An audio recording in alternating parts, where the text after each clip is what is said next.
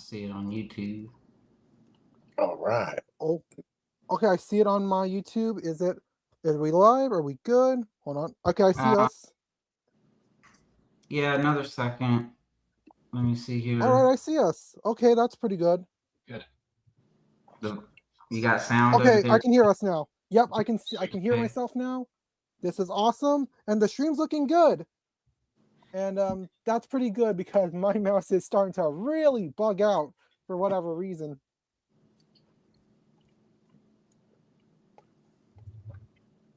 But you know what? Oh god damn it! My mouse is so bugging so much. It's making me minimize my tab on accident. But you know what?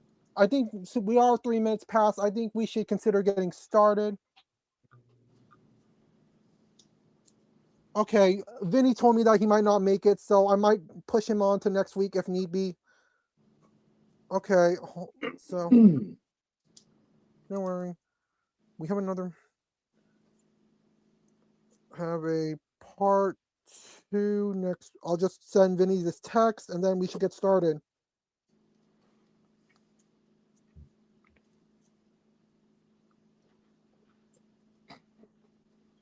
All right, you know what? I think I'm going to try to get started.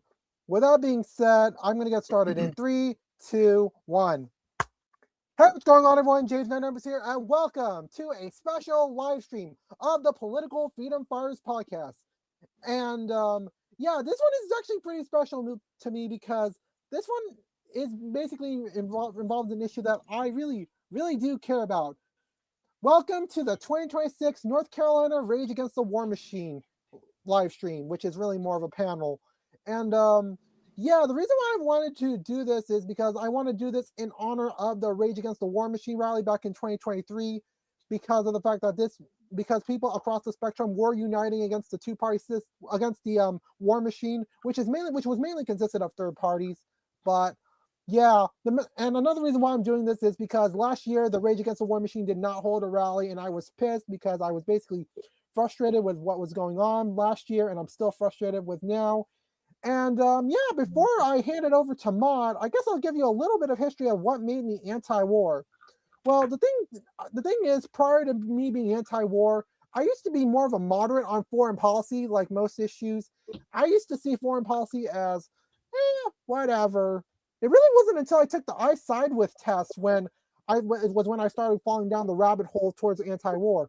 It really started when I answered a question on NATO, and when I looked up through the questions on NATO with what I side with, I saw that the Democrats and Republicans were in favor of it. But you know who wasn't in favor of NATO? The Libertarian, Green, and Constitution parties. And they were pretty prominent in our state back then. And when I saw this, I was like, that's very, very odd. And then I did a little bit more research on foreign policy over the years, seeing the justifications across the spectrum. And when I saw the Rage Against the War Machine rally back in like 2023, that was when I realized, oh my God, this war machine's terrible. I couldn't stand to see what I was hearing. I was very upset with what I saw and what I heard. And when I saw that rally take place, I was like, nah, I can never be pro-war again. And so that's part of the reason why I'm doing this, and that's part of the reason why I'm anti-war today. Even though not all third parties are like anti-war, I still haven't like looked back on it since. And that's part of the reason why I'm doing this today, because I cannot stand to see like what's going on right now. Whatever happened with the Joe Biden administration with all of his pro-war stuff. I am seeing a lot of the same repeats of what Trump is doing right now. And I am very upset with what Trump is doing right now in regards to merging the United States and Israel's military together, the lies about how peaceful how he ended the wars, even though he started like some of the wars. And I know I'm starting to feel like I'm rambling, but I am just so frustrated with with what's going on. And with that being said, I really don't have much else to say except, Mod, I want to hand this over to you.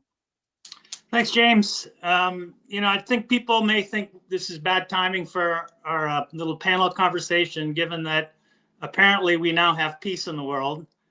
But bear in mind the budget for our War Department is $1 trillion. So odds are there's a lot more wars on the horizon. But anyway, so we got a good panel today. I'm going to be moderating it. The format's going to be, I'm going to let each person do a quick introduction, a couple of minutes. Then I'm going to just bounce off some topics about the war and just have people talk about those topics. Can talk to each other, at each other, whatever. And then once we've sort of, it's died out, we'll go to the next topic. I'll start out really quick about myself, and then we'll just go around with the panel. Just a real quick introduction, everybody, just a couple minutes. So again, my name is Maad Abu Ghazala. I was actually born in Palestine and grew up in Saudi Arabia. So I've kind of seen the other end of the U.S. Entanglement and these never-ending wars. I've been on the receiving end of that for my early part of my life. I came to the U.S. in 1979 and have been here since then, mostly in the San Francisco Bay Area. And I ran for Congress in 2002. So I was that was my main policy issue. My plank was I was against the war in Iraq at that time. We haven't even gone into war in Iraq, but I already knew where it was headed. So I decided to run to prevent us from going into Iraq. Then we got into the war in Iraq. And so I had to run again in 2004 to get us out of Iraq. And that lasted another 20 years or so. So that wasn't that successful. And then I'm back at it now. I'm running again for Congress in North Carolina's 7th District. This time, instead of trying to stay out of the war in Iraq, now we got this war in Iran we have to deal with. So that's my background. Let's go around. Everybody just introduce yourself. Let's start with James. Do you want to start off? Sure. My name is James Bledsoe. I am the state chairman of the Veterans Party of North Carolina. You don't need to be a veteran to join that, just created by vets for everybody. I run for Raleigh City Council several times. First run was, I think, 2017, perhaps 2015, but never made it through. Changed my platform a little bit more each time, and that was my last, and it was my last run this year in March. So I'm just glad to be here. All right. You got some live. Yeah, that's me. I'll turn that off. Okay, Brian, can you go ahead? Hi, yeah, my name is Brian McGinnis. I'm running for North Carolina District 2. I've changed my run from Senate race with the Green Party to now this congressional district race for two reasons. One, to let my friend Michael Dublin, who's still in the Green Party, run for Senate. It was his dream to let everybody in North Carolina have an opportunity to vote for a Green Party member. And I broke away from the Green Party because they were wanting me to not associate with certain people. And I thought that was restricting me in ways that I was wanting to explore. And so I broke away from them. And now I'm in the midst of getting my signatures and my treasury all reestablished for a different race, but still excited to be in this political realm and to attempt to and learn so much. And so again, I'm excited here to be here with you guys here today and have these conversations. Yeah, welcome, Brian. Larry, do you want to go? I believe Larry is just doing some tech work. Okay. All right, Travis. Well, I guess I will go. My name is Travis Grew, and I've been, I would say, politically active since about 2015. I started actually paying attention before I was kind of tuned out. I considered myself a Republican for the longest time because I had never even heard of the Libertarian Party before it was the Clinton and Trump race where, you know, I was just utterly embarrassed of the back and forth bickering. It sounded like third graders arguing with each other. And I was just truly just taken back and embarrassed by it. I was like, is this the best we can do in America? And that's kind of where I started to dig deeper and I discovered Rand Paul first before I discovered Ron Paul. which just led me down a rabbit trail to find the Libertarian Party, and then read the platform and the fact that they are very anti-war and have been since the foundation of the party in 1971. It's been truly a consistent anti-war message from the very, very, very beginning, and it hasn't changed at all. And so I definitely love that. So I've run for office a couple times. I've run for U.S. Actually, I'm running for U.S. House 11 now. I've run for state House, state Senate, and also Holly Springs Town Council. So I have run several times, and throughout the process, honestly, I made a lot of good friends. I'm not one to argue with somebody because of the letter beside their party. I mean, we can disagree respectfully, but at the end of every one of my races, I end up having more friendships and more alliances and more people to talk to if needed. And so I've never run attack and negative campaigns. I think that's terrible. And I'm also the president of Better Ballot North Carolina, and we advocate for ranked choice voting. And I believe we truly need that in North Carolina, at least the option to have ranked choice voting in municipal races and smaller races, local races. I believe it gives voters more choice and more power. It puts the power back in the voters' hands to vote for their candidate of preference, regardless of their party. And it just opens up the playing field for third parties to actually have a chance to compete. And so I think it's wonderful. And you have to win by a true majority. You have to get over 50% of the vote rather than winning at 32% of the vote, which somehow people are happy with for some reason. That a minority can make decisions for the majority. So anyway, my name is Travis Grew. I'm glad to be here with you fine people, and let's begin. All right. So I guess the main topic we're going to discuss is the role of the government, the U.S. government, in foreign policy and foreign affairs, and how entangled should we be with all these conflicts overseas. So the first, I think, where I'd like to start, and maybe Brian, we can start with you, is on the moral level. On a moral level, what is your sense of morality as to when the U.S. should get involved in a war? And just as an example, the Libertarian Party has the non-aggression principle. So, you can say, well, we should never be involved in aggressive war. And then, there's the Christian view of a just war. So, Brian, from your perspective, what morally is it? When is it morally appropriate for the U.S. government to wage war? Oh, that's a great question. I think it's case by case basis. This world is so complex, and every dynamic needs to be judged individually. For example, this war with Israel and Palestine, Israel and Lebanon, Israel, America, Iran. I think it's safe to say that Israel and America are the aggressors, and they have been carrying out this war of aggression unprovoked. And in a situation like this, I think there has to be resistance. Otherwise, I would have seen just the Iranians and Lebanese and the Palestinians just be steamrolled, and the Israelis in America would have just carried out with their plans of Trump Riviera and continued oil acquisitions. And so it seems to me that opposition and violent resistance has played a positive for the people against America and Israel. Therefore, as complicated as serious as it is, and how much I wish it wasn't necessary, I think I've learned through this last 2.5 to 3 years that resistance is necessary. And so, okay, I'm sorry, but, the morality question.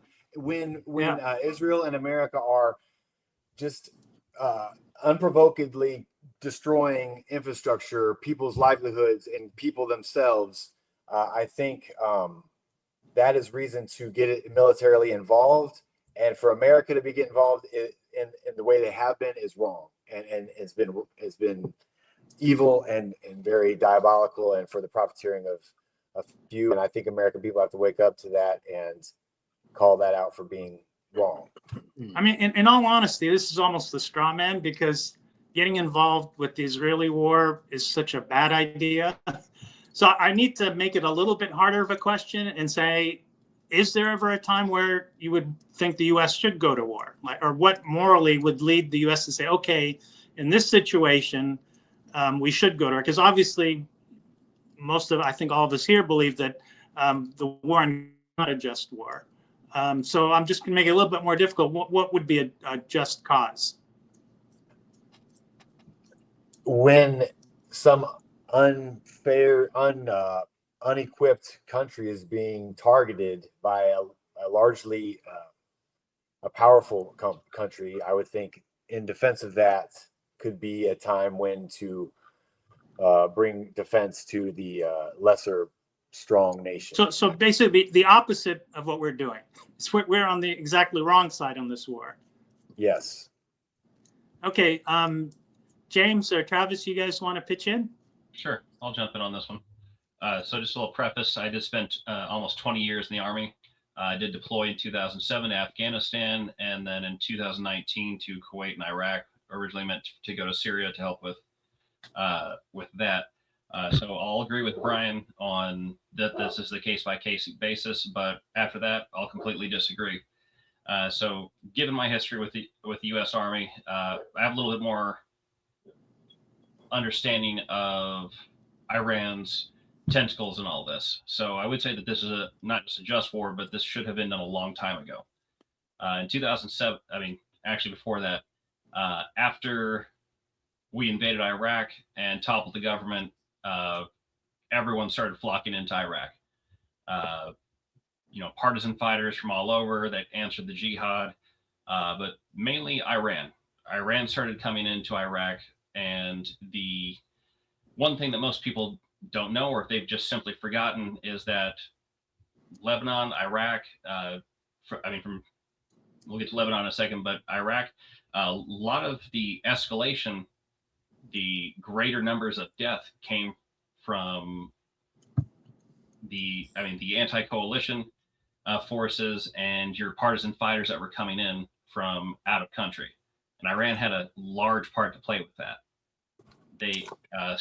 Soleimani did start coming in and start helping train, local fighters, foreign fighters on how to build IEDs, how to make worse IEDs, and it kept escalating and escalating and escalating. I don't know if I'm going off on a tangent here, but it's all building up to this. Lebanon, the Hezbollah has them by the clutches, and that is an Iranian terror proxy. Always has been. In 2007, when I deployed, James, do you mind? James. Yeah. I'm sorry, I didn't mean to interrupt you, but I just want to keep this flowing. So we're going to get into a lot of these different subjects. Mm-hmm. The first topic, I don't want it to everybody just have like just a broad range of conversation. Let's stick to the topic, which was the moral issues. So let's start with Iran. So you're saying that was morally justified. Yep. So give me the justification for that. Yeah. So I think this should have happened a long time ago before I went into that tangent, because Iran has terror proxies all over. This has been an escalating issue. They have launched attacks. Well, no, let's break that down. So Iran has terror proxies all over.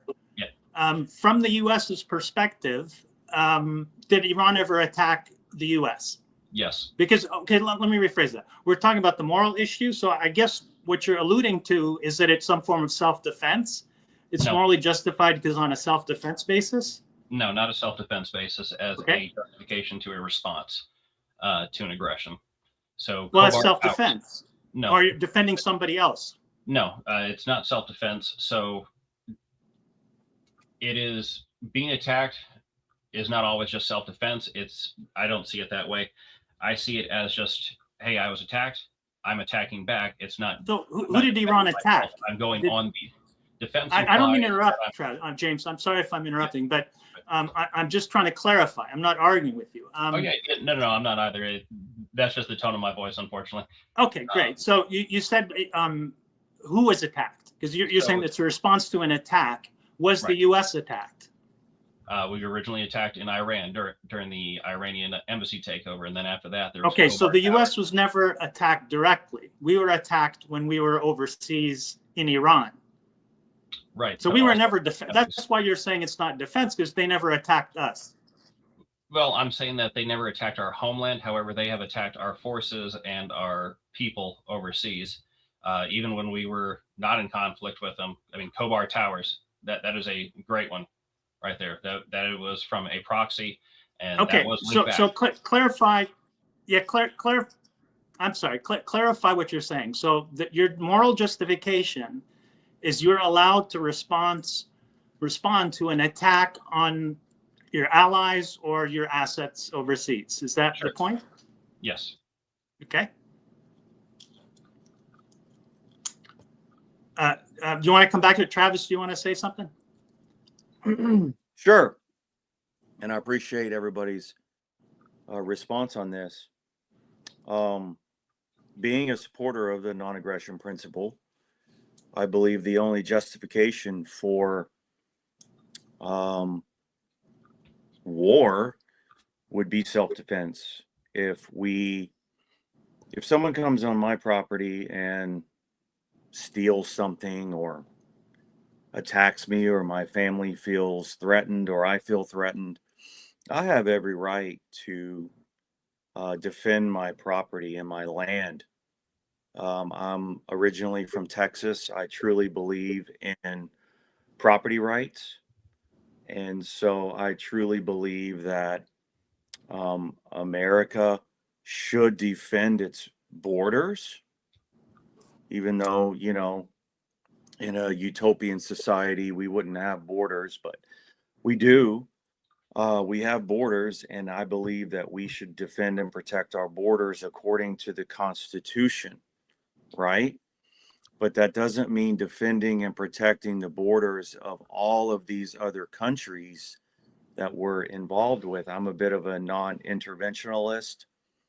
And if I was president of the United States of America, I would bring all of our troops home and do exactly that. I would defend and protect our borders better than any other country in the entire world, because it's your homeland, it's your property, it's your home base, it's your house, right?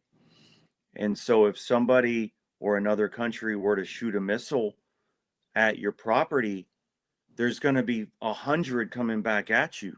I'm sorry. You attacked me. You attacked my family. I don't support war, but I support self-defense. And when your self-defense is stronger than the attack, than the aggression, you better not do that again. Okay? But America has been meddling for far too long in this world peace and this world police type mentality, where we want to make every country in the world a democratic country when they don't want to be a democratic country. Maybe they actually want to stay the way they are. And we're trying to get involved with regime changes and all this stuff. And as bad as it sucks in some countries, and as bad as these governments are tyrannical, I hate to say it, it's still none of our business. Not until they throw a rock at my property, at my car, at my family.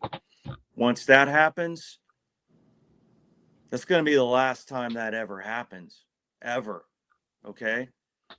And so then it comes to the point where we have allies, right? We have aligning ideologies with certain countries. Now, if you're friends with your neighbor and someone attacks their house, Are you just gonna be like, I'm sorry, I'm busy, good luck? No, you kind of, if you're actually going to build allies, which is what we've done, you want to defend your friends. And so I think part of our problem is we've been entangled with a lot of alliances, and now we feel the obligation to help our friends because we have this alliance with them, which is what's wrong with NATO. NATO is a big problem because you can't possibly protect all these countries, especially when America's fronting the bill for NATO at a very large percentage. People are just relying on us and our tax money and our wealth in our country to protect them. And I'm sorry, but it's not really what the Constitution of America says. It's not really what the Constitution of the United States says, is to defend and protect everybody else's borders. And so this is where it's a slippery slope for me.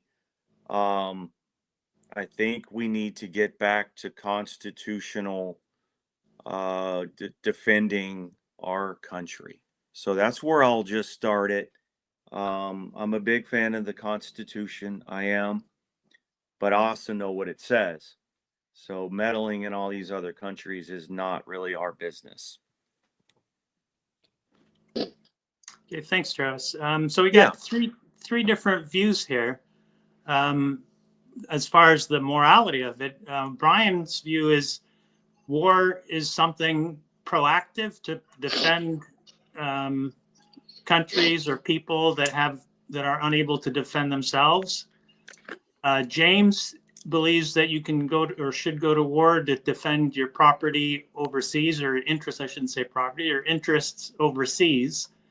And Travis believes is a non-interventionist overseas, and believes that war is necessary only in the case of self-defense, not in defending interests that have been projected 10,000 miles away. I think I've got it all. So we've got a new panelist. Joshua is on board. Hey, Josh. Hey, everybody. What's up, Josh? We just got started. We're on our first. Yeah, we just got started. We're on our first topic, which is the moral justification for war. I don't know if you just got that review. Do you mind just giving us a quick intro of yourself, maybe 2 or 3 minutes? Yeah, I'm sorry I'm late, y'all. It took me a little while to get my computer set up. Hi, I'm Josh Bradley, Socialist Party of North Carolina that's forming. I'm a part of the Triangle Local, but by the end of the year, we should actually have a state party. And I'm a candidate for city council. It's not my first time running. I've had the pleasure of running with James, or against James. I was invited to give the perspective of the Socialist Party and I guess similar organizations. 52 years old, married, have a kid, but he's 30, so it's not like a child. And other than that, I'm just here to listen and see what questions I can answer. Thank you. Well, no, we actually, yeah, we need your input. So we've got 3 different views on moral justification, or when it's justified morally to go to war. When do you think you should and shouldn't? What morally would be the basis for you to go to war? What would cause you to want to go to war, if anything? I don't think there is a moral justification for war. Well, for example, Travis said self-defense. Would you accept that? If the United States proper was being invaded by somebody worse than we were, then self-defense is possible.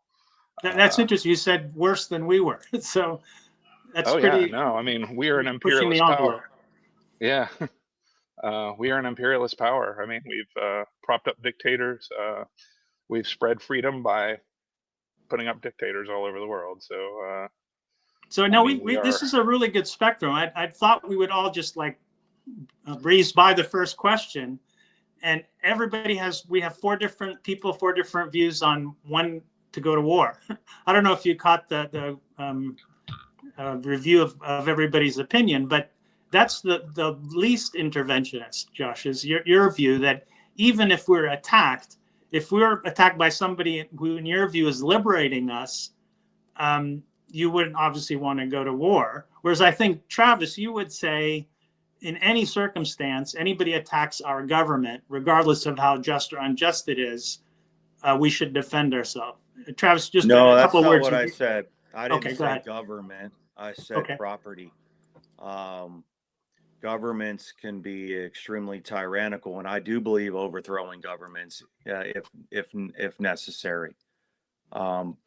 But when you attack my property or my land, you will only try that once, and you will not come back on my property. And but that's not to say that you're supposed to defend your neighbor's property too. You should defend and protect your property. You come into my house and attack me, anybody, that's it.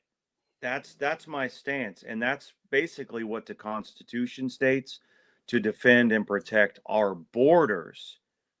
Well, we're protecting like 70 other countries' borders, which I don't believe that we should be doing. If we're the United States, that's what we protect. Constitutionally speaking, that is the area we protect. Nothing else, nothing more, anywhere. Not Ukraine, not Russia, not Germany, not Israel, not Norway, not Sweden, nowhere. This is our country, and that is it. That's my stance. So you're not against interacting with or having friends as individuals with other countries or organizations in the U.S. I think we should You be just don't friends want the with government everybody. to make I like alliances. Joshua's perspective. I don't like war. I hate war. There's nothing really good that ever comes out of it. A lot of death and destruction. But if you have somebody trying to steal your property or take over your property, you have every right, God-given right, for self-defense. Every single right. And I believe in property rights. I'm a property rights guy. I'm a capitalist. I mean, that might surprise all of you that I'm a free market capitalist. And sometimes free market capitalism is messy, but that's okay. And I don't believe you spread freedom across the world by putting dictators in power. That's like the opposite of freedom. Dictators don't promote freedom anywhere, ever. It's never happened on the history of the planet. A dictator has never ever promoted freedom. So, well, a dictator could be a perspective thing. You know, somebody could be happy they have a leader and they could be perceived positively by the people, and then America could perceive that person as a dictator or present them as a dictator as an excuse to then do the meddling and, you know, dethrone that person because that could economically benefit them. So it's all a matter of perspective. I think what we're seeing now is just how it's a global market, and America makes it's can extend itself enough in an economic attempt to create more economic gain or acquire resources, or it's a huge game between the superpowers. And they talk about how it's a multipolar globe now. It used to be a unipolar where America was the lone powerhouse, and that's kind of fading. We're turning into a multipolar where we're gonna have to lean on diplomacy. And I agree with you guys, or I agree with people who are saying war is never really justified. I think we do also could go into how defining what war is, and in the recent 60 years of war, or Vietnam forward, it just seems like it's just got ties to the military Well- war, military industrial complex, and it's more of an economic thing rather than a moral thing. You're absolutely right. War is nation building. Okay. You nation build by taking people's land, right? You steal people's land, and that's what war is all about. And I'm actually in my utopian world, we wouldn't have borders, we wouldn't have individual governments, we would share the land. And believe it or not, I understand the whole socialist point of view in that perspective. But you can't have big, strong governments and have socialism at the same time, because then you're nation building. It's an oxymoron. You can't have socialism and strong governments. Can't happen, because you're going to have war, because somebody's going to want to steal somebody's land. A perfect socialist utopian, you don't have borders, you don't have governments, you share the land, you have allies, and you have areas that you decide who's going to kind of lead what group, because governments are always going to initiate war against someone else to land grab and to nation build. It's always going to happen. And that's not socialism, that's war. So I think government is actually war. You have strong governments because you want to acquire their money, their land, and their assets, and you want to have the superpower. May I ask you a question? You were describing a utopian world where the borders wouldn't be necessary. What if, could there be an environment where all the territories and the borders that have been created just are put in place, and people respect those borders, and everyone respect those borders and not have to do nation building through war? Is that possible, and what would that look like? Everybody just does. It's only possible. It's only possible if you believe in the non-aggression principle, where you don't throw the first punch, and you don't steal people's stuff, you don't take something that's not yours, and if you break something that's someone else's, you replace it.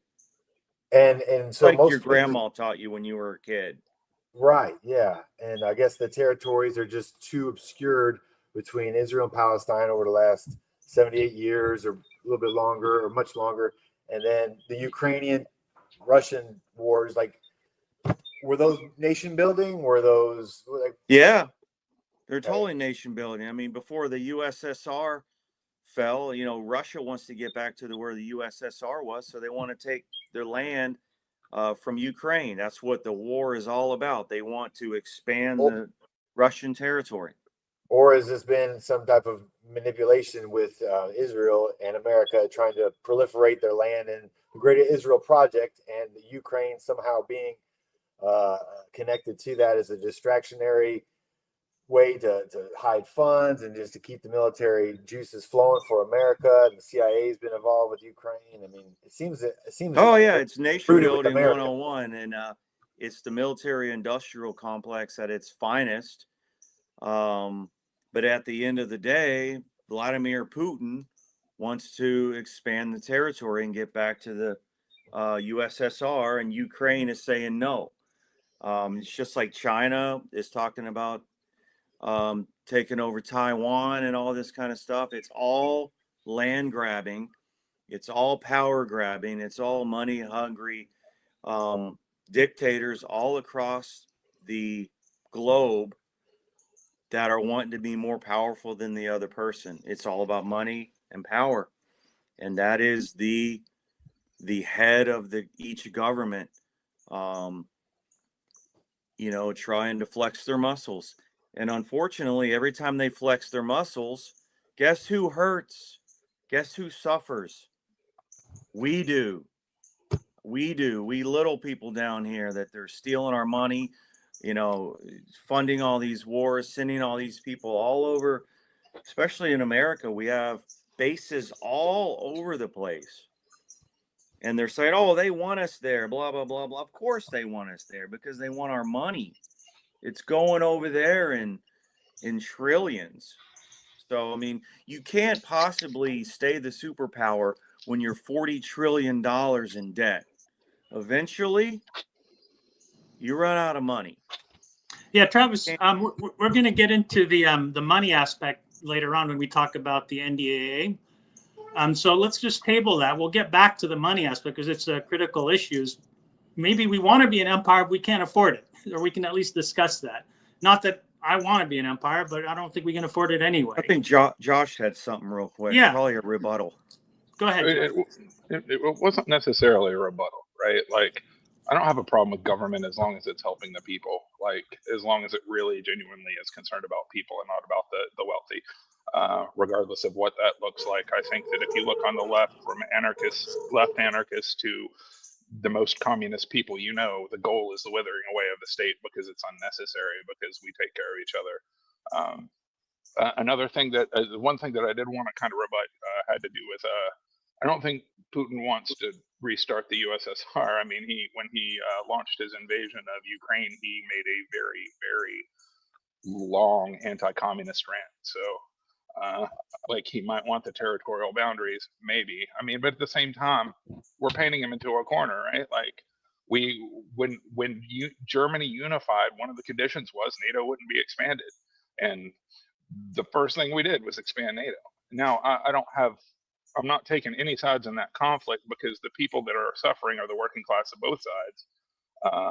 And so I think the proper U.S. response to that should have been like negotiations to open with, rather than just funding a war, a proxy war overseas against an empire, or against an opponent that is really kind of very, very diminished from where they were 30 years ago.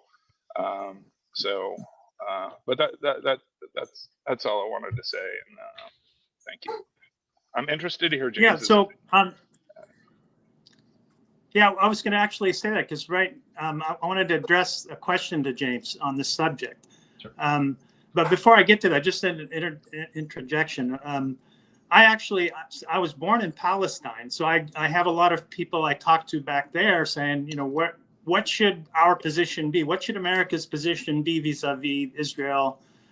Whose side should we be on? What should be the peace proposal we should be offering, right? And this is more me thinking we have to solve the world's problems. And their response is, stay out of it. This is not your fight. If the U.S. stayed out of that war, that conflict that's been going on for 80 years, it would have resolved itself by now. But we have our thumb on the scale, preventing a solution that they could agree to together. That's just what the Palestinians were telling me, is like, don't come up with this peace solution. That's not your job. Your job is just don't interfere with it. Interfere with people resolving their own issues. All right, now, James, I'd like to hear your point, because it seems like we do have a consensus, except for you, which I'm sure you don't mind. Nobody seems to believe that we should be fighting to protect our interests overseas, which some may consider imperialist. Travis was saying we shouldn't be allies with these people in the first place. We should trade with them, but we shouldn't have some sort of defense agreement with them. So, James, can you respond to that in this and sort of justify why you believe the U.S. should be protecting militarily foreign interests? Well, it's not just foreign interests; it's where our interests lie in foreign lands. And I'll clarify that a little bit more. When I say foreign, when people say foreign interests, I mean, I always take that as the interests of foreign nations and where we fit in that. And however, when I say protecting our interests overseas, there are stuff we are interested in, but that goes into a lot of what Brian was saying with entanglements, and I agree with that. I don't believe, and also Travis, with your statement on foreign entanglements as well. I'm going to get off on several tangents here, so I'm going to go back to your question on what, when I feel it's justified to use war or to engage in conflict or war. Sometimes you're going to see a credible threat that exists. Sometimes you can map it out. And the best thing you can do to prevent a catastrophe is sometimes intervene. Say for example, you had a credible threat. We'll just say, it's from whichever country X. We can see that if variable A happens, then variable B happens, and then variable C is, the catastrophe. When do you intervene? A, B, or after, or when C has occurred? I'm in the camp of I want to stop variable C from happening as early as possible. Or Right, but how is that? I don't want to run too long on this because we do have other questions. How is that not pre-crime? How are we not attacking Iran? Not because they have nuclear bombs, or even if they did have nuclear bombs, they haven't used them. And that was actually the next topic: is are we in this pre-crime mode, which is we consider ourselves so powerful that we don't even want people to think about doing anything, much less actually doing anything, and especially given that Iran was under a treaty not to develop nuclear weapons. They had already agreed they didn't want to develop nuclear weapons. So now you're saying we should have attacked Iran because you're saying you believe in this war, because they might at some point get nuclear weapons, and even if they got them, they might actually use them. So that's pre-crime on two levels. I wouldn't say it's pre-crime. It's when you know that someone's going to attack you. And going back to Travis's point of if how do you know that? How do you know they're going to attack us? I'm getting there. So with Travis's point, if someone comes onto his property and he shushes them off or gets them off, and they come back again and they keep coming back again, he keeps pushing them away, and then eventually it's going to get to a culmination point. But with Iran, we know that they would use those weapons because they've said openly that they would. Their ex-posts, their foreign tentacles had said as much, that if Iran becomes a power, even Saudi Arabia said we must cut off the head of the snake before they get nuclear weapons. They will use them. Which they were going to have in the 2 weeks 20 years ago. No, they keep saying that because that's the intelligence agency for you. The military industrial complex thought that Russia was our greatest threat, so we kept advancing. Everything that we heard about Iran was, oh, hey, they're going to get nuclear weapons. At least at this point, it was, hey, we've been attacked several times. They keep attacking all of our interests overseas and Americans overseas and getting involved with the worst people on planet Earth.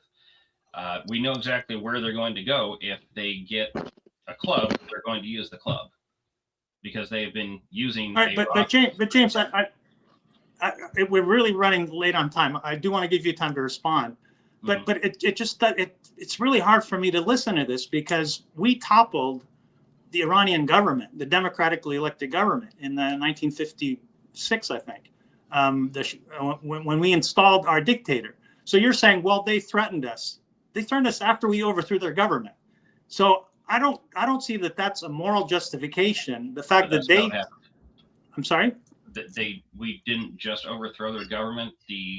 There was the government that was in place after that, and then there was an Islamic counterculture to Iran saying, "Hey, it was the young people." We installed the government after that.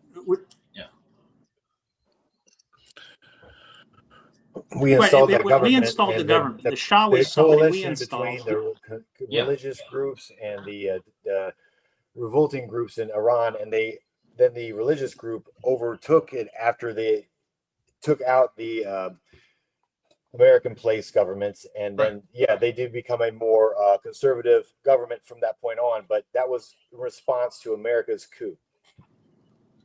In a way, we can disagree about that all night. There's nothing to disagree about. That's a fact. Okay. And you talking about how if somebody's threatening like Iran, you have to do something about it. Or if you come onto my property, has not America been going in the Middle East over the last 25 years onto their property? And why don't they have the right to defend themselves or resist us or fight back against us? Because we haven't been going onto Iran's property. Iran has sent their tentacles and their fighters to where we are to meet us. Well, then Israel would be an American tentacle, and then Israel is going into everyone surrounding them. and they have been for decades. So it depends. I mean, there's more to it than that, but Well, I look at it like mind your own business. Okay. If we were just mind our own business and people would just mind their own business, the world would be a better place. It's pretty simple, but unfortunately, people have hunger for power and money and expansion of the world. I mean, we've been trying to eradicate the world of terrorism for how long now?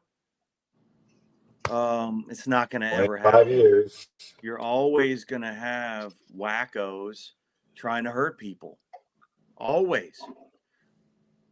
You have a wacko do something, you address the wacko.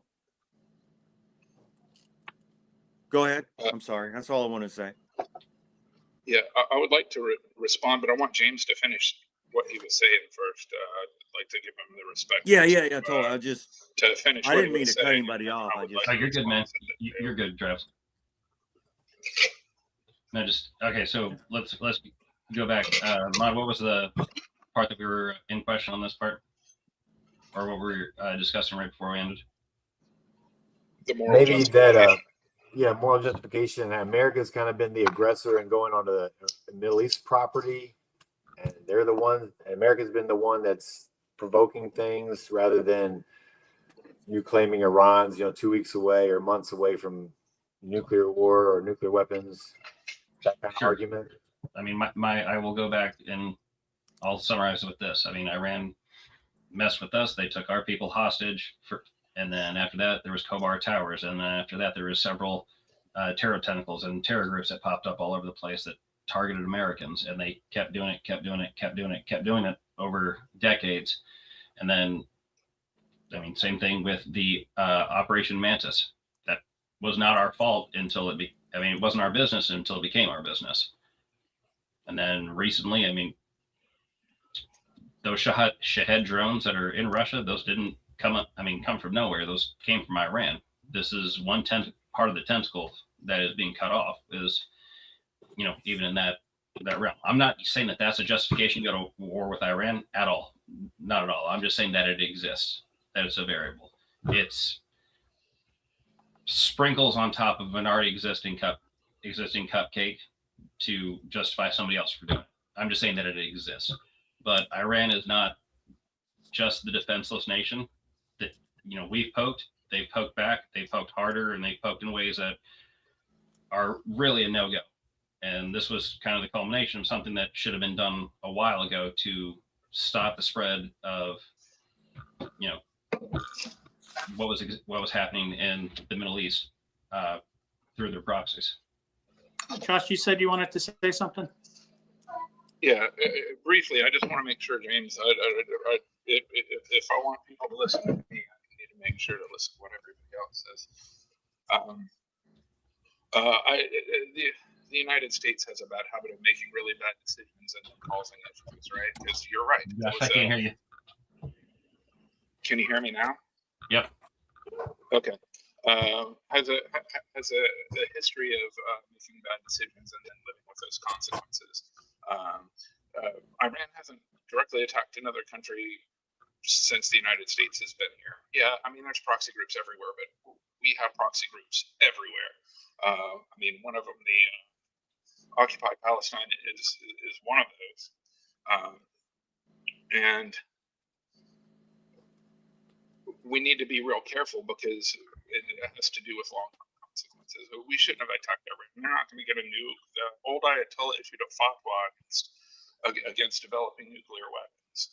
That would be like the Pope saying something like that. Like, it wasn't going to happen. They need nuclear if they're going to do nuclear weapons. But the thing that you want to realize, if we want a denuclearized world, we're not doing anything to encourage it, because what happened when Libya was like, yeah, we're out, we're not going to do nuclear weapons.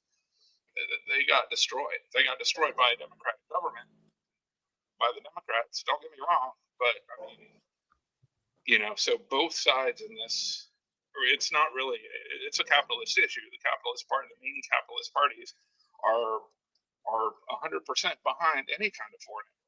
they can, as long as it will make some money or reward the dictators that they're putting out to where they keep putting money in our things. I mean, it's a racket. Like Smedley Butler wrote a book called War is a Racket. I don't know if you've read it. I would definitely check it out. He was the most decorated military person in U.S. history, and he was pretty much right on. I mean, you know, we did help the Soviet Union kind of win the Second World War, which I think is a net positive because you know, fascism is bad.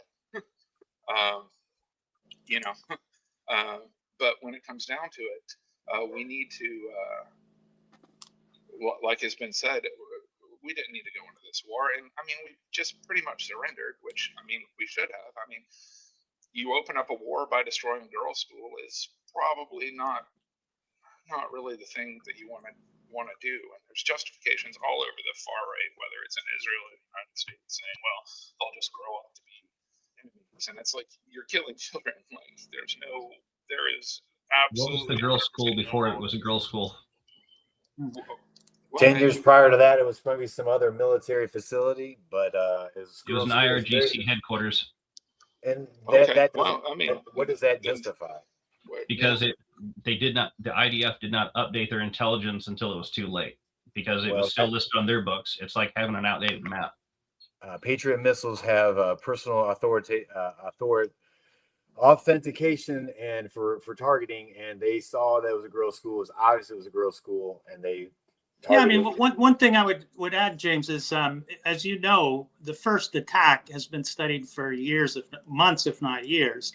So the very first, maybe if you went down to your 5th and 6th level targets, you could say, well, we didn't study that. But your first targets, and that was literally the first target, is something you studied a long time. Personally, I think it was intentional. It was given the demeanor of our president. It was just his way of saying, screw you. And as you know, those were the children of the IRGC, of the heads of the Iranian military. So it's not inconceivable that he would do it. So, but it doesn't really matter. I mean, let me move on to the next question. Let's see. So we touched on. I was going to bring up the subject of nuclear proliferation, but I think we touched on it, which was basically pre-crime. And I think we're all against pre-crime, except James. We're not picking on you, but you know, you're probably in the majority in the country. You just don't happen to be the majority on this panel. That we don't believe in pre-crime, but you did put up a good response to it. But so let me give you the first shot at the next question. Should the U.S., which, as you know, was it Eisenhower or Truman said that named it the military-industrial complex? We have an entire industry building weapons. Should the U.S. be in the business of selling weapons? James, you go for it. Yes. It's a. Well, it's either yes or no. Do we build weapons and sell them, or do we not? Yes.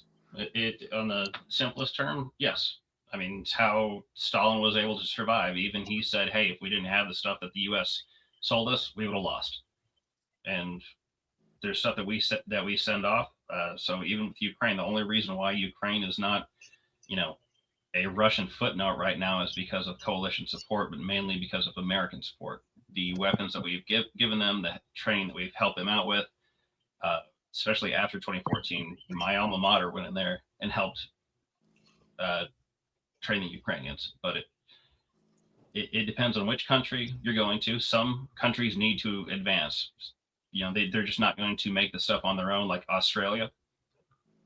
They really don't make their own stuff, so they have to either buy the European Union's weapon systems. They can buy ours, or they can buy the joke of what was the Soviet Union's arsenal, which is shown to be nothing more than, you know, aluminum cans at this point.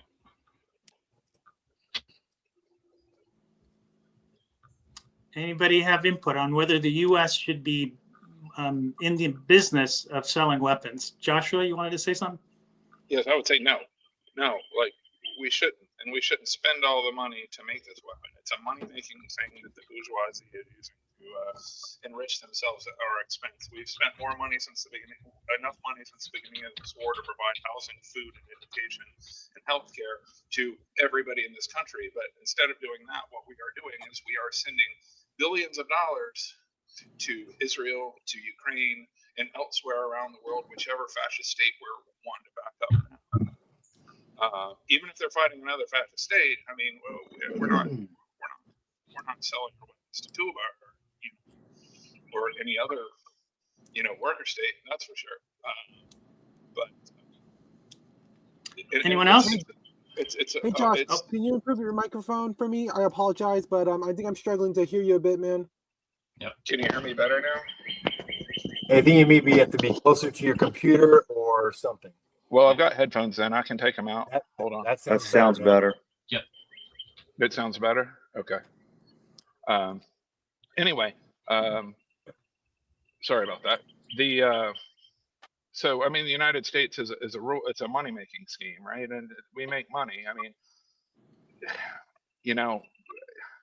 I'm not a stand for any other country, and I'm certainly not a stand for here. I'm not a patriot. I'm not gonna lie.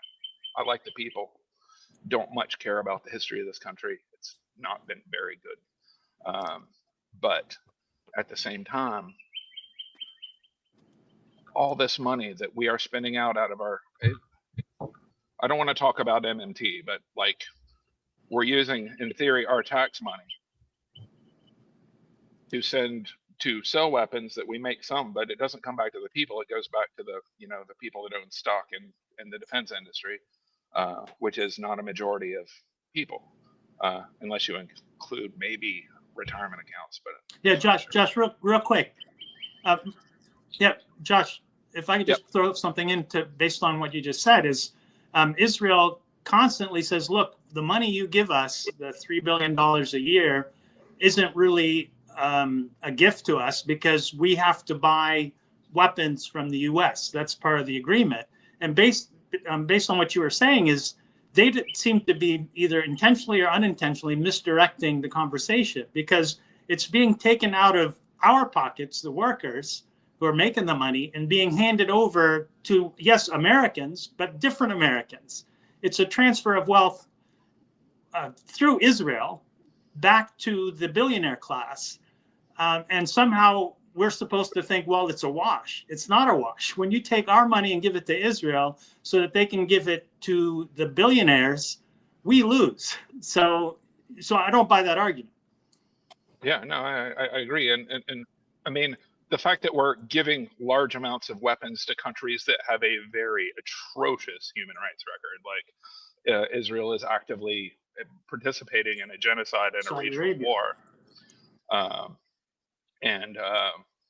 Saudi Arabia, like they're not known for human rights. I mean, so it's one of the things we are giving weapons to morally questionable countries with the money that I pay for my taxes that I don't have a choice about because I've got to pay taxes because that's what we do. But since I don't have any control of how my tax money is spent, people say, well, elections and all that. But I mean, they're drawing districts to suit themselves. I mean, we've lost any real democracy in this country since at least the late 70s. So that means that there are children being killed in large loads and carload lots overseas with the money that was taken from the wages that I make. And that's horrifying. I mean, it's hard. It makes it hard for one to sleep, right? Or at least it does to me. Maybe I'm a bleeding heart leftist, but like, any money that I make, I do not want to contribute to the large scale slaughter of children, regardless of where they are. Over. Thank you. Anybody else on the subject of should we be in the business of making and selling weapons? Witnessing the genocide in 4K through social media, watching children suffer and families being destroyed and just Gaza completely being leveled, that put me in such a hysterical, sad depression. And then to realize that there's the money, the war machine is a market, and and to see the lever of war. As long as it can just be triggered, there's so much money that we made from that simple triggering of war. And to know that that's what the hawks and executives and CEOs are pushing which as a grown man now, 45, understanding how the world works, understanding how, deals go and people, can rationalize making billions of dollars. So what? Some foreigners die. Just knowing that that's the realistic, real life situation that's really behind all this is the hardest thing for me to accept. And so I to go away from that, I think the U.S. should not be in the business for selling weapons.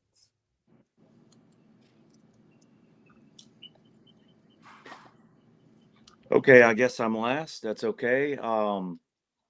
Sorry, Brian. Go for it. My perspective is, I think it's okay for us to make weapons to defend and protect our borders, but I'm no more in support of us selling weapons as I am the government selling alcohol in the disguise of the ABC system. They shouldn't be involved with commerce to begin with. That's not the role of the government. And maybe if we'd stop selling all these weapons, these high-powered destructive weapons, maybe war would calm down a little bit if we just stopped selling them. And, it's okay to arm yourself for some idiot that wants to be an idiot. But we shouldn't be in the business of profiting off of alcohol, guns, or tobacco. The entire system should be not for profit. And so why are we profiting off of this kind of stuff to begin with? That's really the moral question. Yeah. That's a really good point, Brian. I mean, because you're treating war as an addiction. And we're the pushers. Man. It's like alcohol. We're the pushers. The ABC system should be shut down in North Carolina, and so should the military-industrial complex that's profiting off of war. It's just a much, much larger scale, and it's not America that's getting profitable. It's Boeing, and it's the companies that are making these bombs and jet engines and these $400,000 bombs, that's on the low end. So, and Brian, what's really bad about it, what's even worse than just being a pusher, is it'd be bad enough if they sucked all of our money to build all these weapons so they could get rich. And if they offered us the deal is that, okay, just give us a bunch of money, that would actually be preferable if we just gave them the money. Lockheed Martin is the ones that are doing well. It's not the Americans. It's not our country. We're not profiting off of war. But it's worse. It's worse than that, Brian. It's worse than that, Brian. It's not only Travis, by the way. It's Travis. I'm okay. sorry. Brian's over there. I mean, yeah. All right, Chad, but it's actually worse than just Lockheed Martin and making money. They're making money, and for some reason they also, in addition to taking our money, they've got to kill a bunch of people to justify it. So my proposal is, okay, if we're stuck giving you $1 trillion, which is what the defense budget is, just build a bunch of bombs and blow them up in the middle of a desert. Let's put it this way: if you have a private business wanting to sell weapons to anybody, that's okay. But government doing it is different. Okay. Government doing, that's why they use Lockheed Martin and these other companies to do it, because technically you're not supposed to be profiting with government, right? But they disguise it through other ways. But if I had a company that made bombs, I should be allowed to sell those bombs. But government should not be allowed to sell those bombs for profit. Yeah, private company should. Government should not. I mean, the way it works, difference. Yeah, the way it's working is Lockheed Martin is taking my money as a Palestinian American, or whoever's building these bombs. They're forcing me to subsidize bombing Gaza. If you're a gun manufacturer, you could sell your guns to whoever you want to. But if that's a government should not own businesses. First of all, they don't. They should not profit. They should not even profit off of commerce. Okay? That is interfering with the free market. That's why we live in a crony capitalist world, is because government picks winners and losers based on their government contracts. That's how it works. Just like the ABC system should be completely shut down and abolished in North Carolina. And you should be able to buy weed and alcohol at Harris Teeter and liquor at the same place. You shouldn't have to go to a separate store for it, right? It's the same concept as bombs and missiles and planes and jets. So there's no difference. It's just the difference is billions and trillions of dollars worth versus millions. That's the only difference. All It's right. crony. So, yeah, so I like that. I agree with it, but I'm a libertarian too. So I kind of, Yeah. It's just crony. It's crony capitalism. And that's why people say capitalism doesn't work. Joshua would say capitalism doesn't work. And I'll tell you why it's not working, because government is meddling in the free market and they're bailing out companies. They're picking winners and losers. They're not letting certain companies fail when they should fail. And they're not letting companies succeed when they should succeed, which causes it to be crony. Okay, Josh, don't answer that. That's a whole other conversation. we know you have you can tear them apart, but just It's hold on to messy. that. It's messy. We don't live in a freaking rainbow world of unicorns and butterflies. The free market's messy, and I like it that way. Okay, but to answer this particular question is we at the very least can all agree, socialists and libertarians and everybody in between, the U.S., other than, again, James, who represents the majority of Americans, or at least the government, we don't think that the government should be profiting out of making bombs and selling them to other countries. Last topic, because we could go on to each one of these topics forever, but this last topic, I do want to touch on the NDAA, the National Defense Appropriation Act, which is what allocates money for the budget for the military, the defense or war industry for 2027, which is proposed to be around 1.1 trillion. So it's even more than last year. And mind you, last year we were at war. In 2026, we're at war already half the year. So they're obviously planning for us to be, or budgeting for us to be spending at least as much money on bombs next year as we are this year. So my question on the NDAA is a couple of things. Well, first of all, what would you do with the NDAA? What amount of budget do you think the defense industry deserves, if any? And what would you do with the money you save from that? But and let's just really quickly get through that, address the NDAA, the 1.1 trillion budget of the NDAA, and how you would modify it. And if you reduce the money, where would it go? I'll start with you, James, because you get to go first, because you've got the one, everybody's attacking you. Yeah, it seems. I mean, I wouldn't really comment about. I'm not attacking him. Oh yeah, no, Travis is slightly agreeing with me and slightly disagreeing with me at the same time. It's a fantastic juxtaposition, and I love it for it. So, but as far as the cost goes, I mean, I really don't have any thoughts on the cost. It's more of, just the implications of the NDAA and just the original question that was going to come out of it of, what's been done with it, and what should our secrets go out to the other countries? That was James, that's the second part. I want to do that separately. It's section 224, which integrates Israeli and the U.S. military and surveillance. We'll address that second. Let's address the budget. Budget. I mean, I really don't have a thought on the budget. I don't. I'm gonna say that I am not as well versed on it, on the entire topic, so I'm not going to say anything intelligible for the topic. So I'll give a pass on that one. Okay. I'll jump in and say, Anyone James, else? I love your I'll jump in and say, James, I love your t-shirts. And I think good places to pivot a fraction of the military budget is into domestic issues, which starts with healthcare. And I know that gets really caught up with, insurances and that whole system. But somehow to to adapt a system that's less insurance or well, less just for the rich and more for the people. I think you could take a fraction of the military budget and bring that into that healthcare and then affordable housing. Just make some infrastructure for those who are homeless and address that, and that would spur on lots of economic growth through construction here in home.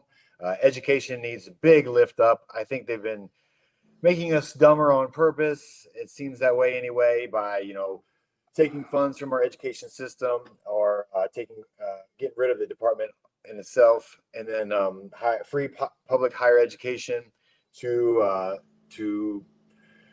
encourage a better workforce. So I think that you could really achieve that with just a fraction of the $1 trillion military budget.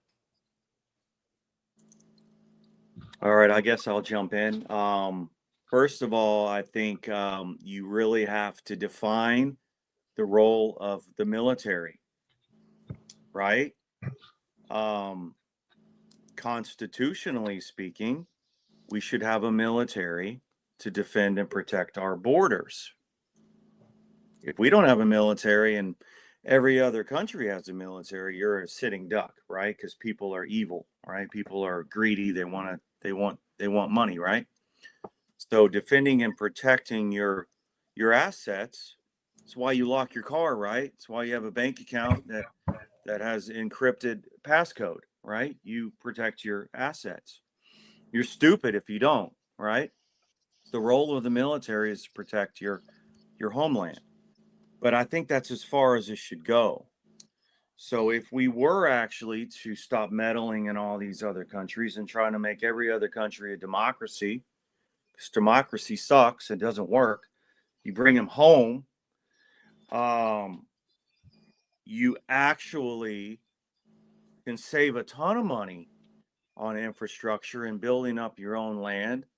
And I do, I'm not even going to get into the education thing, but we can use that money appropriately to fix our infrastructure and bridges that are falling apart and rocks falling apart in New York. And we're spending so much of our tax funds overseas where I don't believe we should be doing that. So whether it's 1.1 trillion or half a trillion doesn't really matter. I think the point is we need to be responsible with it and defend and protect our borders and our assets, which are at home, and not neglect our own home and actually spend the money on clean water and the environment and building up our parks and recreations, making us more beautiful and more green.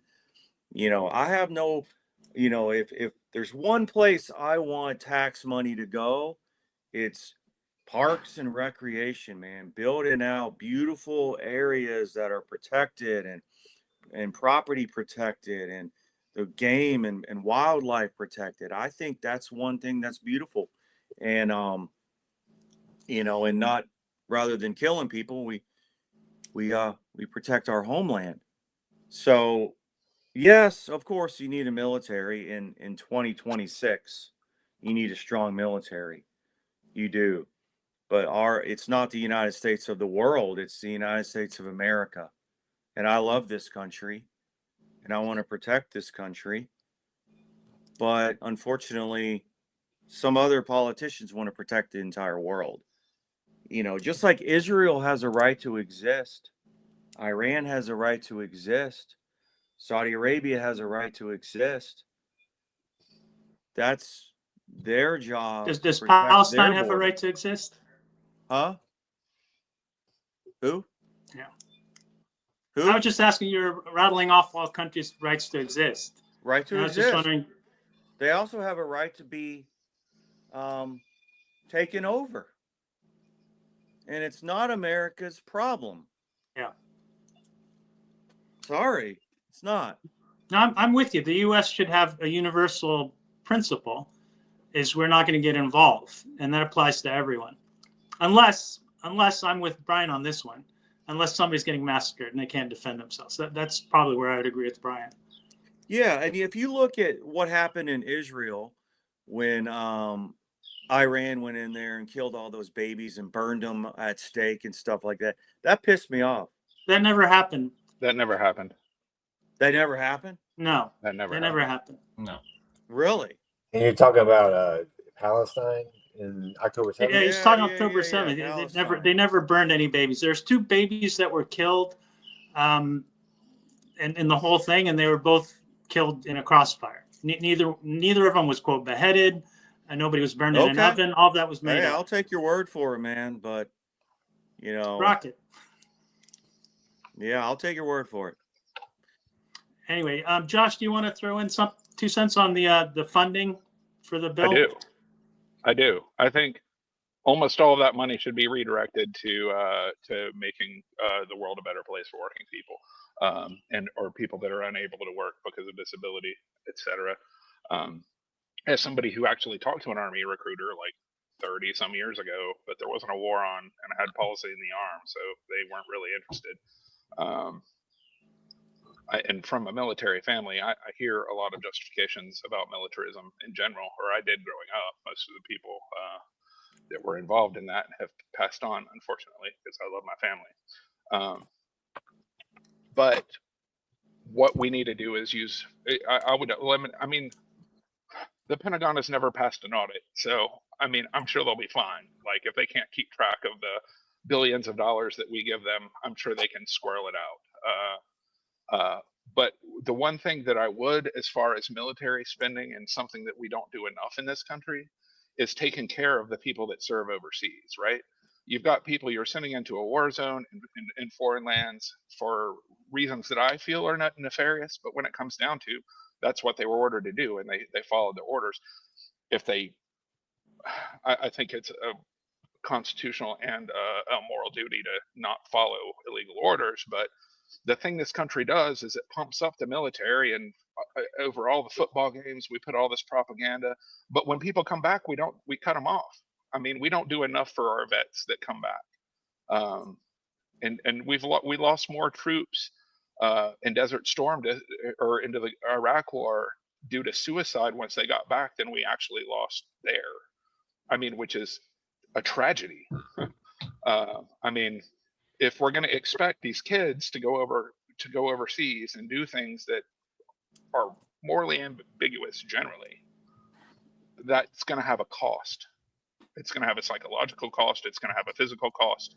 And when they come back, the least that we should do is not just say how awesome they are. We should actually make sure that they have a place to live, and they have, you know, the mental and medical services that they need.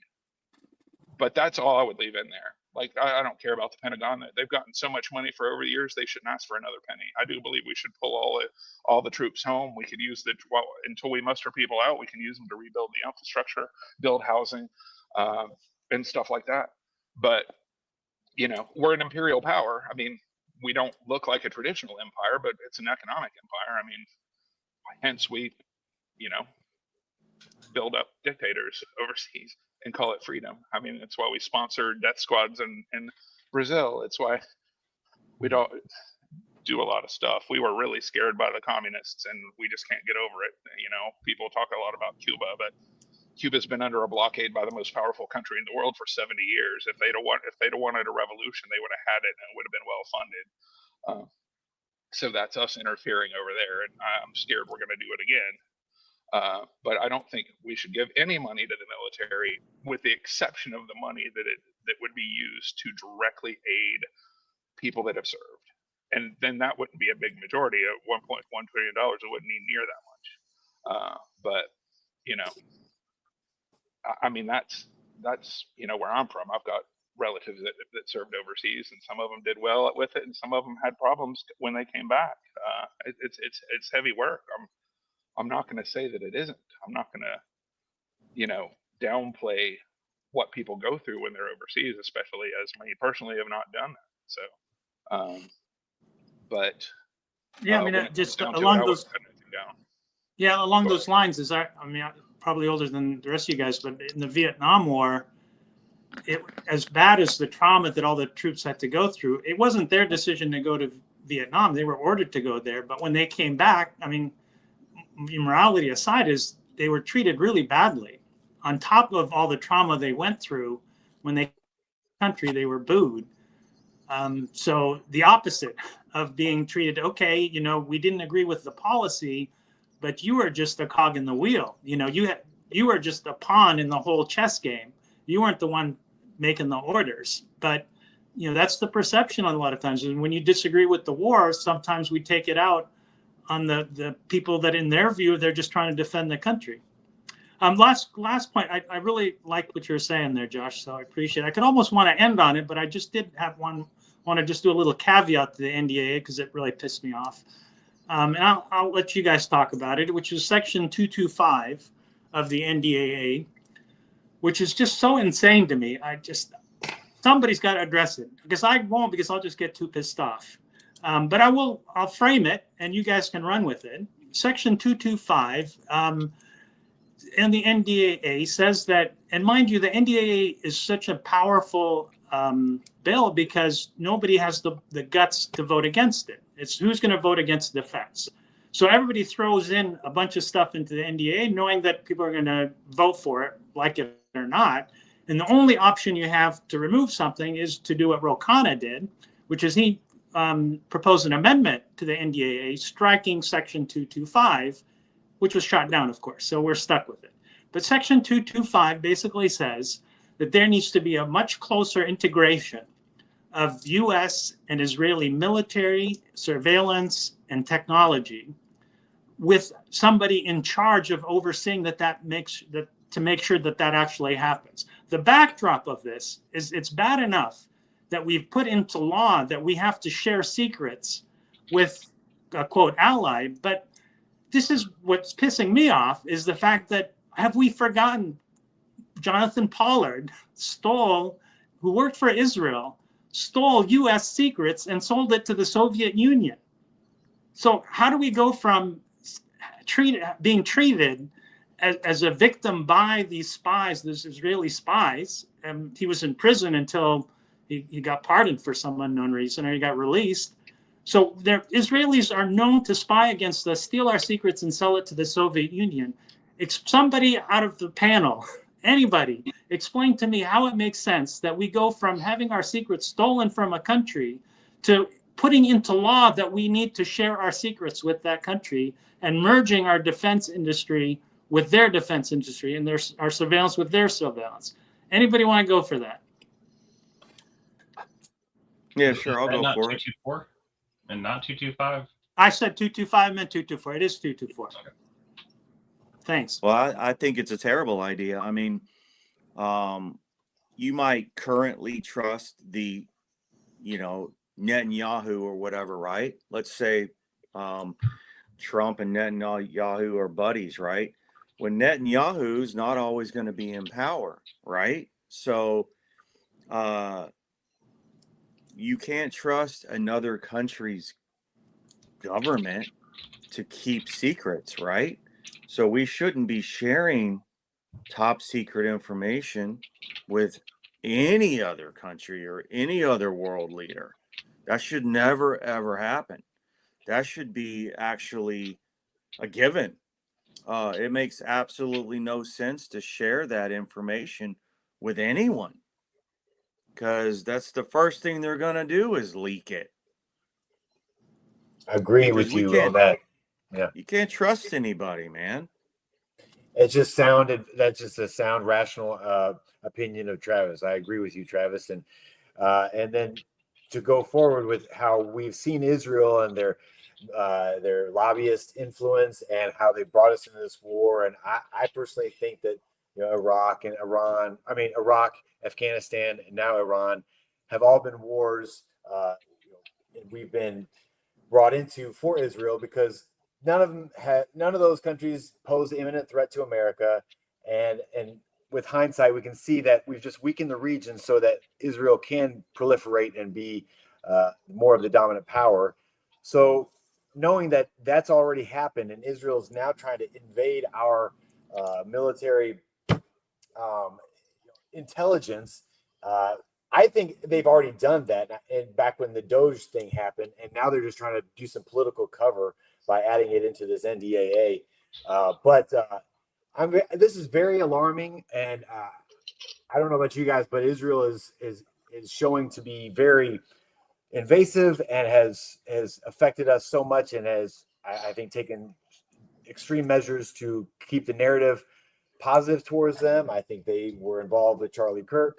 So I think there's no limits to what Israel will do to use us for their benefit. And I think Americans have to become aware of this. I don't know how you guys think about Israel, but Israel is enemy number one to me.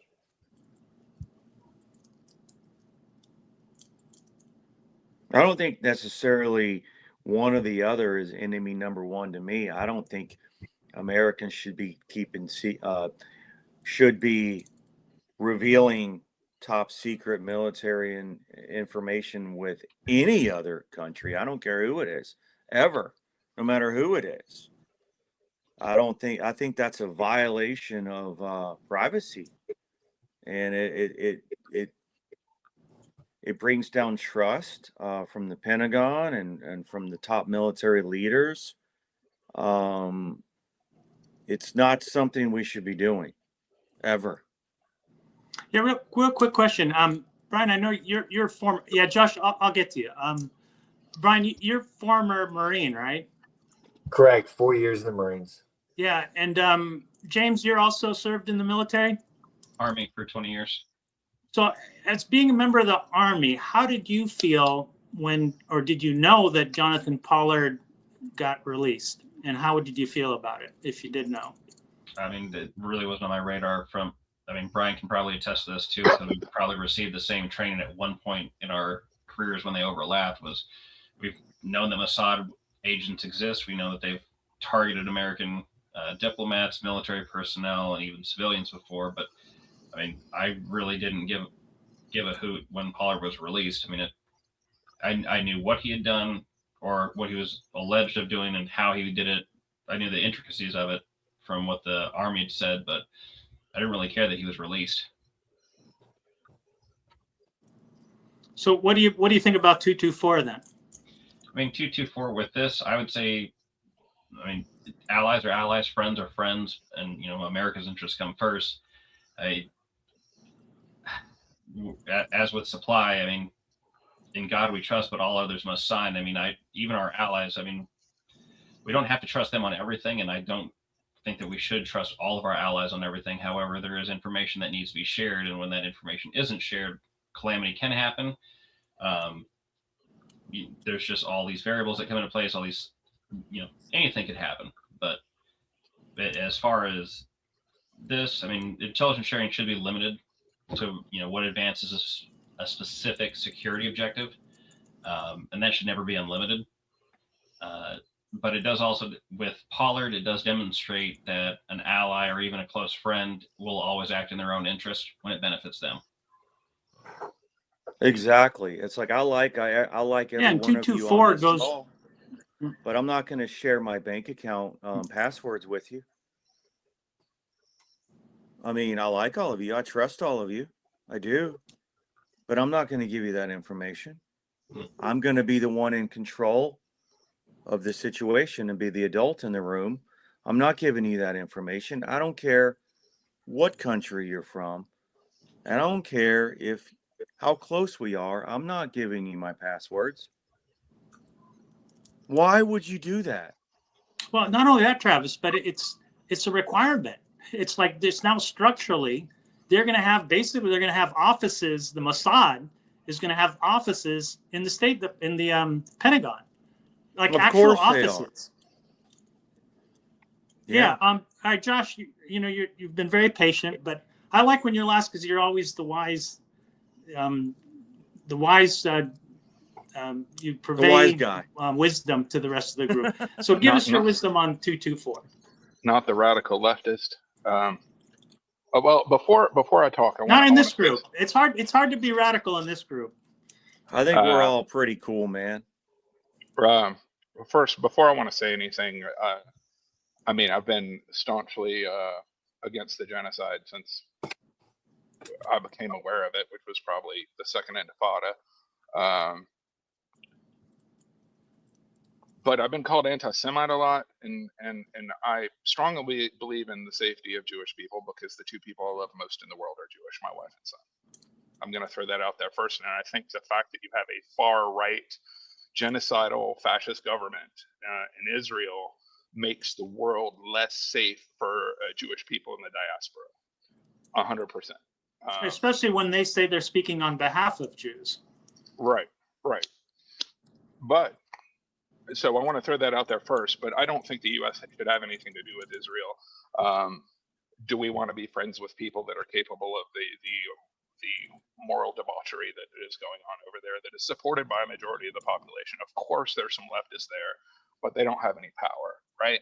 Like, why are we going to pump up white supremacists? I don't know. We shouldn't. We don't have any. It taints us. It taints us. Anything that is done by people using our weapons and our intelligence that is immoral paints us with the same brush. I think if you look at the history of the United States from the founding till now, you'll find very little instances of the people that became the United States of United States of American government have ever been on the good side of history. I mean, on North Carolina, at the State House, we have a statue of Andrew Jackson. We have a statue of James K. Polk and Andrew Johnson. Andrew Jackson was responsible for a genocide of indigenous people, large scale. James K. Polk was responsible for the Mexican War, and Andrew Johnson was the one that ended Reconstruction. So we still, like, when we brought down the statue several years ago, we left some of them up that should have come down. In my opinion, we don't want to celebrate the bad stuff, right? We should acknowledge it, and Lord knows we should teach it only so we don't do it again. So I don't think there is an argument to say that we need to integrate our military with Israel. Like, I mean, it's kind of like back during the business plot when Standard Oil and a lot of the executives of the country wanted to try to talk Smedley Butler into leading a coup against Roosevelt and instituting a fascist state in the United States. But at the same time, the United States let its companies do business in Nazi Germany, and that tainted us. And us supporting Israel right now is like all the American companies that supported the Nazis. I mean, there's irony in irony, but that's what it comes down to. Like, so we should protect life, and we should protect human beings, and that's the only freedom we have. Is if people talk about liberty, but at the same time they're perfectly fine killing brown people overseas, that's not really liberty. The only freedom that we are exporting is the freedom to exploit people under us, and that is not freedom. That's only freedom for the ultra wealthy. When it comes down to it, what we need to do is we need to do what we can to make the world a better place, so the people, all the people, have their needs met. I mean, it's the best thing that could happen. I mean, you could, if you look at the Abrahamic religions, which have some flaws, but when it comes down to it, that's, love your neighbor as you love yourself, before you talk about the splinter in my eye, you got to pull that beam out of yours. Like, as somebody who's an agnostic, I hate to have to bring this up time and time again, but when it comes down to it, it should not be our business in ordering to let our bourgeoisie and their allies across this overseas exploit the common people over there. I mean, there would be no hunger if we organized it right, but there's always a profit in scarcity, so you bring scarcity in order to make a profit.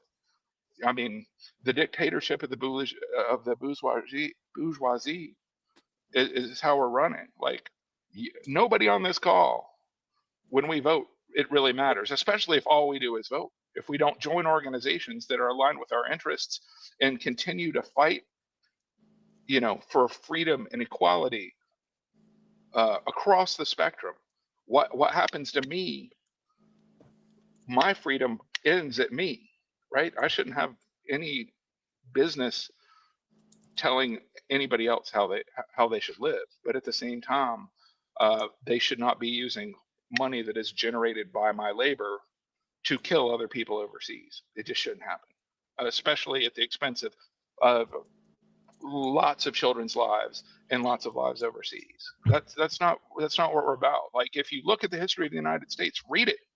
Don't just read the glorification of it. Read what really happened. Look at slavery, at chattel slavery. Look at the genocide against the indigenous people. Like, I don't understand patriotism. I mean, I get it. I know people are into it. I don't know how people sleep at night. And that's all I've got to say. Thank you. Usually on my left side. It's like this, man. I like what you said. I just have something real quick to say. It reminds me of two things. One, don't hurt people. Two, don't take their stuff. If we kept it that simple, there would be no war. Don't throw the first punch. Don't take something that doesn't belong to you, including someone's money that they earned.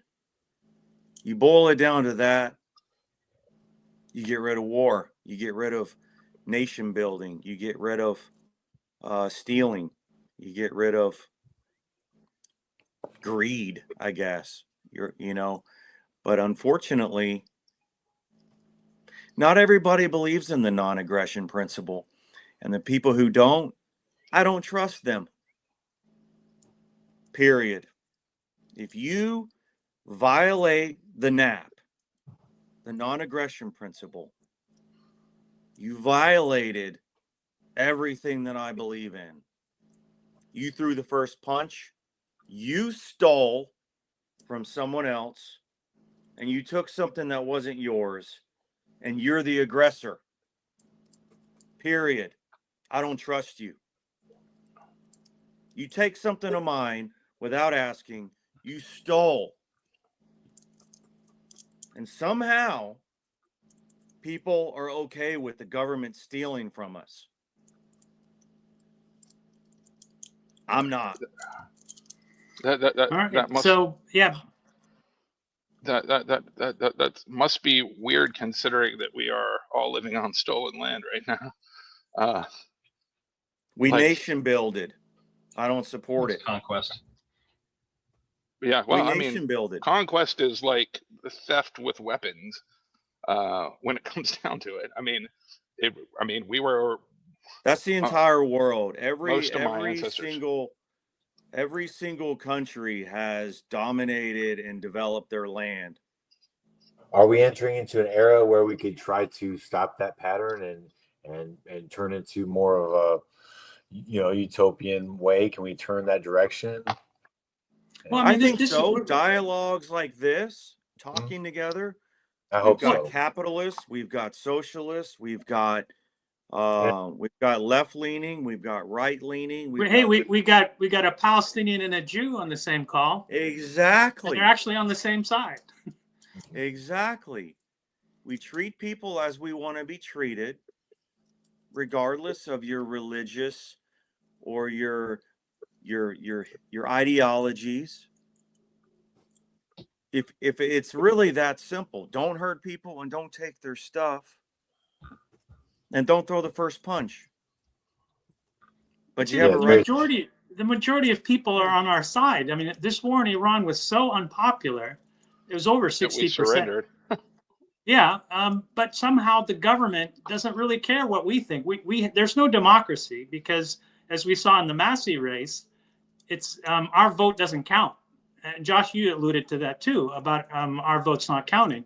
But Massey proved it. It was like for 5-6 election cycles in a row, Massey was getting 80%, and all of a sudden AIPAC throws in, $20 million, and he loses. So they bought the election. So the only way we're going to get out of this is if somehow the people regain their vote, which they're being played. They're being played by the Republicans who say, "Hey, we suck, but they suck worse. So you're stuck voting for us. You got to vote Republicans. You don't want those damn liberals to win." And the Democrats say the same about, Trump, man, you can't have Trump. So we suck really bad, but you don't want Trump. As long as people fall for that narrative, they'll never have a say in the government because they're being played. They're both of the major political parties are just different wings of the same party ideologically. There's not a lot of difference between them. When That's it comes the down to most thing I agree on. capitalism Yeah. is anti-freedom, and it's certainly anti-environment. So, like, Democrats are just as aren't any less warmongery than the Republicans are. I mean, look at Libya, look at Haiti, look at Right, the but fact you that we said maintain the blockade of. Yeah, you said it was capitalism was the source of the problem? Because I would claim that greed is the problem, and hopefully we can do this some other day. We should have a conversation about that. If about socialism versus capitalism, because if you are assuming that greed is built into our nature, and Travis, you mentioned that too, that we're all greedy. Sure, capitalism will fail, but so will socialism, because somebody's going to be controlling the wealth and they're going to be greedy. And whoever it is going to be greedy. The only way that it could work is if somehow we change. So if there's greed, there's going to be failure, no matter what system we have. And the only way out of this is to not have greed. I don't think that whether it's socialist or capitalist is the problem. Right. Exactly. I think Spider-Man said it best. With great power comes great responsibility. And I don't care if you have a government or no government, there's always going to be a group of people that rise to the top. Everybody wants somebody to follow. They feel lost if they don't follow someone. You're always going to have a fake leader head, somebody in power. They can be good or bad, and they can use that power for good or bad. I don't care. Throughout history, you have tribes and all this kind of stuff. So are we going to allow people that aren't responsible to lead us? Or are we going to be self-governed individuals and lead ourselves and not have to have somebody to follow like a little puppet, like a little person with no thoughts and no opinions of themselves and no ideas for themselves? They're so lost that they really need someone to follow. That's the problem. With great Travis, power we're gonna have to leave that as the I guess a teaser for the next talk, because we're talking about war and peace, not capitalism and socialism in this. Well, that's the problem. Power. It's power. Well, we'll do that another time. Right now, I thought we ended really well, presenting our views about why this war sucks and why we should be diverting all this money being spent on war to our own problems at home. I don't think we're being on a limb on this. I think we're just saying the obvious, that the vast majority of Americans believe it. Unfortunately, the 535 members of our government, our Congress, don't believe that. And they're the ones calling the shots. So that's what we all have to change, is we got to make sure that our government represents the people, because the people right now have no desire to go to war. And even if we did, even if, like James was saying, even if we did want to have this empire where we have interests abroad that we protect, we can't afford it anyway. We're already $38 trillion in debt. We can't afford to be an empire, even if we wanted to be. You lose your power when you lose your money. Yeah, Josh, last word, then we got to close it out. Go ahead. Sorry. I want something I hope we can all agree on. I think if we want to have a government that's truly representative, we have public funding of elections, no private money into elections. Every election day, all the candidates put their beliefs on paper, give it to the government disseminates it equally, and then it becomes a contest of ideas and not a contest of which person has the most money. Massey wouldn't have lost, I'll tell you that much, if that's the way it was. Yeah. Doesn't matter your party. Okay, so ranked choice voting is the way to go. You rank your candidates in order of preference on their ideas. Okay, I think we need. Thank you for inviting me to this panel. Yeah, I enjoyed it all, you guys. Thank you all for showing up and giving us your ideas. James, I hope I didn't interrupt you too much. You're good. All right. I did.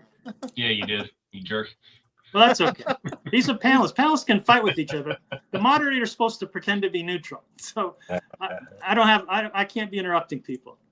But anyway, thanks everyone. I thought it was an awesome show. I really appreciate it. And we'll wrap it up right there. Thanks, guys. Thank you all. See ya. Yes, sir. Have a good night. Thank you. You too.